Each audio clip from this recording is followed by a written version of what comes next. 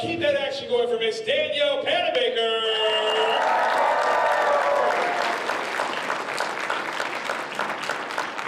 Make some noise for Miss Caity Lotz.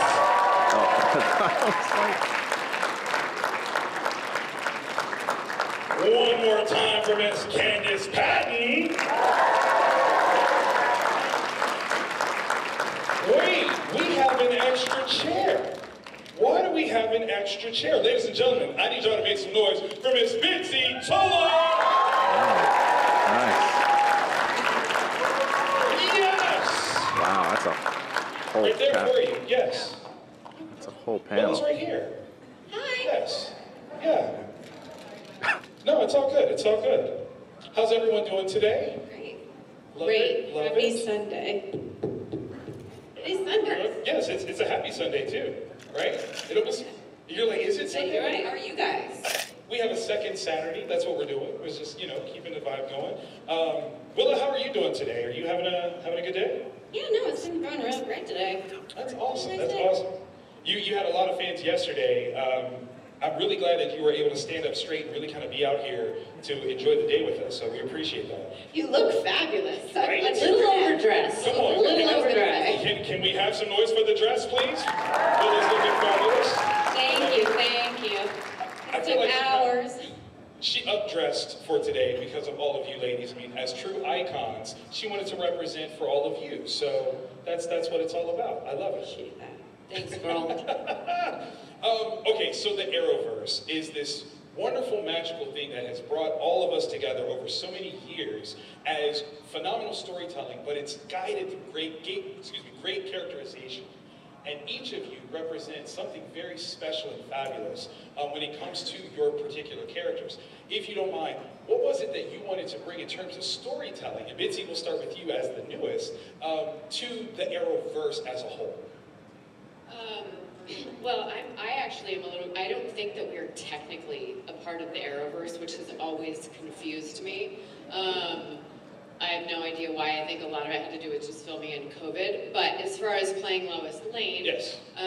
This is one of the most iconic characters in comic books. She was introduced in I think 1938 with Superman, and I think, you know, when I got this role, I was really interested in, okay, what are the qualities about Lois Lane that have made her so iconic for so long? She had her own comics, and it's a lot of the determination and the work ethic and the grit and the feistiness, and also, if you know, in the 30s when she was introduced, you didn't see a lot of women who were had that kind of, who were career women. It wasn't, you know, portrayed as often, and yeah, so it was exciting, and that was kind of what I tried to bring into the show.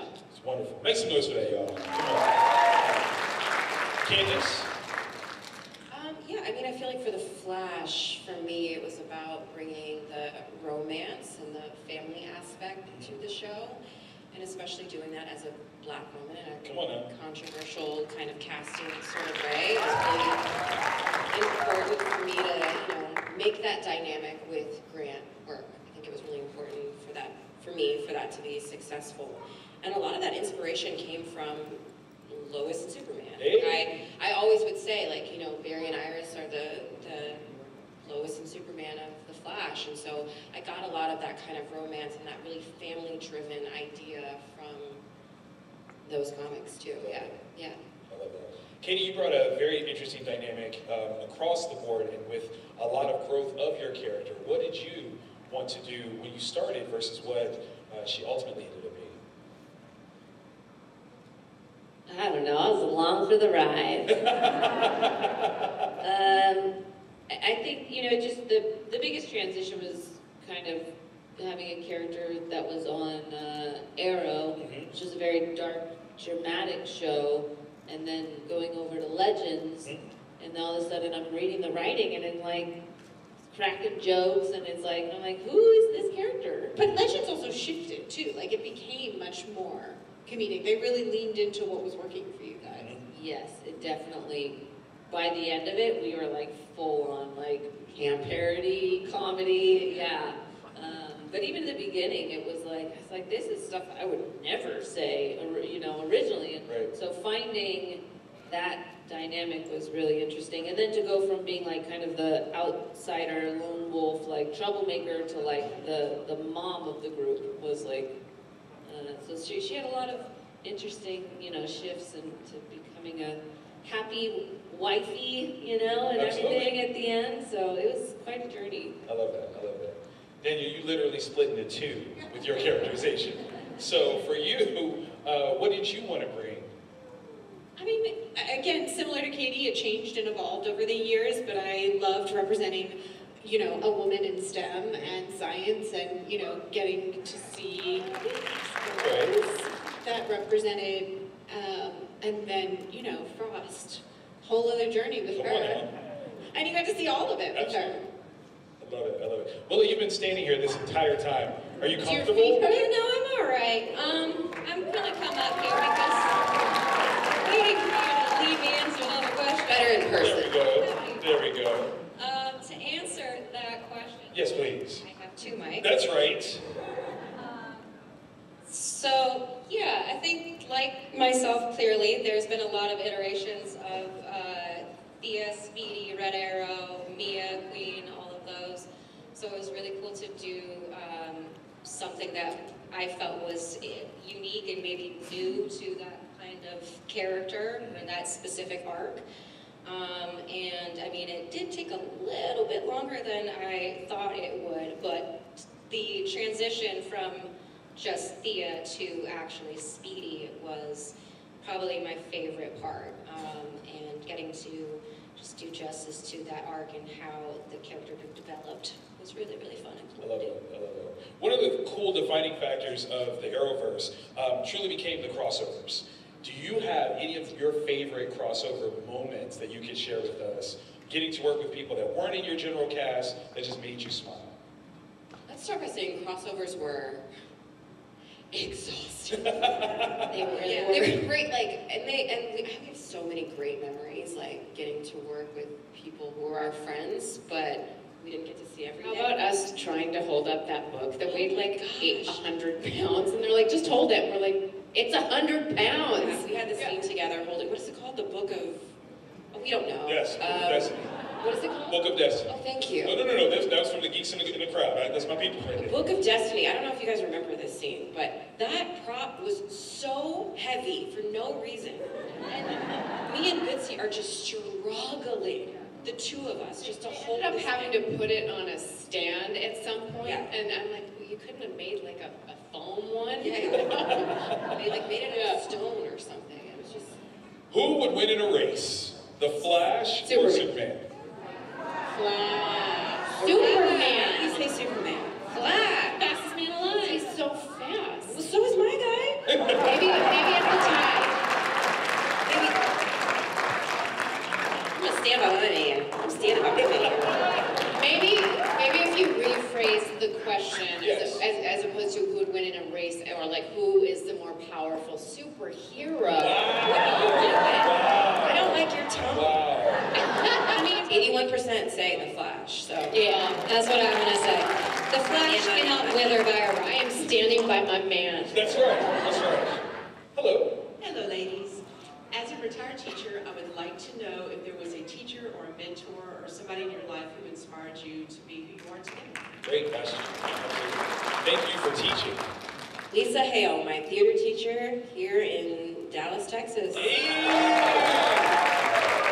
Filling up the stage right now. I remember one time we were like goofing off, you know, like not taking it seriously, some play, and she just got so upset and so impassioned. She was like, I care about this a lot, you know, and I'm taking my time to teach you guys this, and the way she was so passionate about art, it was like a moment for me where I was like, this is not a game, like, you know, take this seriously. Art is really important to people. And it just changed the way I viewed what I did and what I loved. So, thank you, Lisa Hale. Yes, indeed. Mine was my dance teacher, Tiffany Francie, will forever be my sister. She took me under her wing, and like, there's no way I would have been where I am today. She used to drive me all over like the country to go take at the best classes, and like taught me like hard work, like what it meant to work hard. And if you wanted to be good, you had to work hard at it. And whoever works the hardest is gonna be the one up there who's the best. So forever, I love her so much and has been the biggest, you know, mentor and influence in my life. Love that. That's a good one. Anyone else want to throw in? I mean, my English teacher in middle school, this is Susan Smith, but that's not, you know, acting related. No, it's But the fact that you remember it, like, that's the thing, where you're like, you know something. Susan Smith married to a John Smith. Oh, Crazy. the Smiths. Hello, how are y'all doing? Doing well.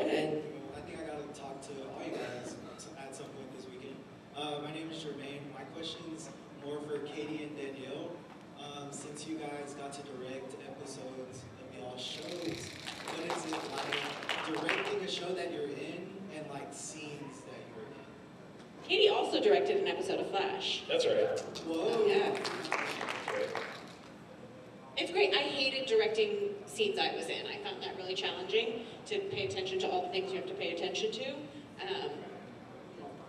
Yeah, me too. No, it's hard, because you just, and then you don't have time to like, watch it. If you have a lot of time, it wouldn't be so bad. You just go and then rewatch it, but you kind of have to just rely on everyone else. And I always felt like I was skirting responsibilities almost, because you can't do. Yeah, I feel like my acting always suffered when I was directing, because my brain was definitely more in that. When I directed Flash, you were how many months pregnant? Pretty pregnant. Pretty pregnant. It was like, that was crazy. And you're like, don't worry, I'll hold this and this, and like basically like had a, you know, 8 or 9 months strategically propping everything. And I was like, you're amazing. How are you doing this? And then you directed pregnant too. Twice. Yeah. Women. Wild. That's what I'm talking about. But it was cool. We were very lucky to be able to have that opportunity and such a cool experience, and to get, makes you really understand, like, as actors we're protected. Myopic. Yeah, and it's supposed to be. You only worry about your job and you do your job. And then when you have to step out of it, you're like, whoa, wow, everyone's doing a lot here. There's a lot going on. And that's the beauty of filmmaking, is everyone is focused on their whatever their responsibility is. Yeah, the wardrobe, the lighting, the whatever. And then it's fun to get to see it all come together. Hello, I'm Stephanie. I'd love more insight into how you prepared physically for your role, whether that's through diet, nutrition, exercise, or working with your stunt team.